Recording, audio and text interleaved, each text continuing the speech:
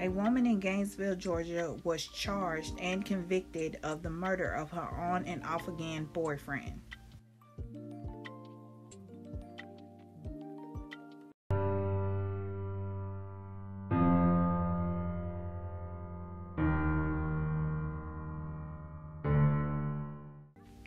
Lashina Cantrell was a mother who lived not too far away from the shiny city of Atlanta, Georgia, in Gainesville, Georgia.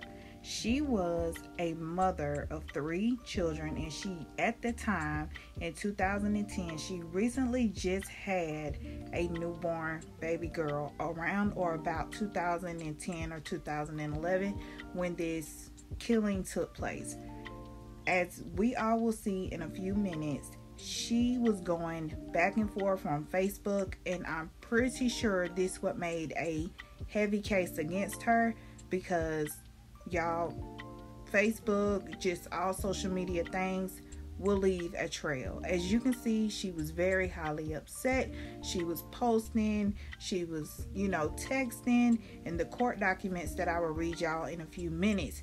She was accused of sending the then girlfriend at the time of the killing. She was accused of texting her and sending her malicious text messages. Now, her and her on and off again boyfriend seemed like they had a type of love, but then there was also arguing going on. There was also a fact of she was feeling like she was let down, she was taken advantage of. And guys, if anybody out there has ever felt that way, like you give your all to somebody and then all they do is just turn around and stab you in the back, that's got to be a hurtful thing going for men and women.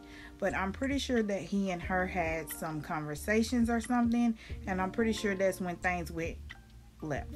So as you can see, somebody asked her car over him, and then she would go back to being upset. It was like a mixture of being upset, being happy. It was like she was going through a turmoil of emotion. You know what I'm saying? There is no documents really showing of what he said to her, all the things that they were going through even before this crime took place. So we really don't know. But what we do know is things took a deadly turn on September the 5th. Now, this was Memorial Day holiday, and she was out with her family earlier in that day, and then things went left, and she was charged with murder. So what happened was, according to the court documents that we will see in a few minutes, she was waiting for him and his then girlfriend at their apartment complex. Now, she entered in a plea, and with that plea, she took 41 years.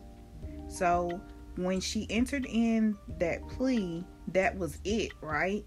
Well, according to court documents filed on September the 7th, 2021, Lashina went back and she put in a plea of appeals. She said that she received inadequate defense, and she was mirroring off of that, and she wanted to appeal her charges.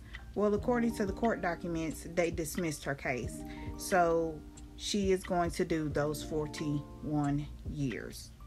So now I'm about to read to you all what the court document said that took place on the late evening or early morning of September the 5th.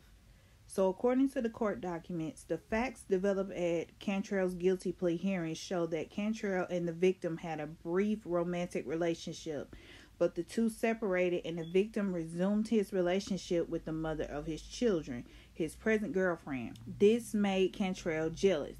On September the 4th, 2011, witnesses saw Cantrell mulling around the apartments where the victim and his present girlfriend was living. According to a Facebook post, Cantrell was waiting for the victim and his present girlfriend. In addition, Cantrell texted the victim, "I got you in the end, and I got you and her ticket. Trust that, boo." When the victim and his present girlfriend drove up to their apartment, Cantrell ambushed them, pulling the present girlfriend out of the car and repeatedly hitting her. Witnesses testified that Cantrell was the aggressor. The victim never raised his hand or threatened Cantrell. Cantrell left the scene, went to a friend's apartment, took a knife from the kitchen, returned to the scene, stabbing the victim, severing an artery, and killing him. Cantrell initially claimed self-defense, but later testified at the hearing that she stabbed the victim because she was mad and upset, not because she was afraid of him. Cantrell was originally indicted for malice murder, felony murder, aggravated assault, battery, simple battery, but that indictment was dismissed. A new indictment was filed to reflect the charges in which Cantrell would plead guilty. Those charges were attempted murder for stabbing the victim, terroristic threats for text statements made to the victim, battery for her attack of the present girlfriend.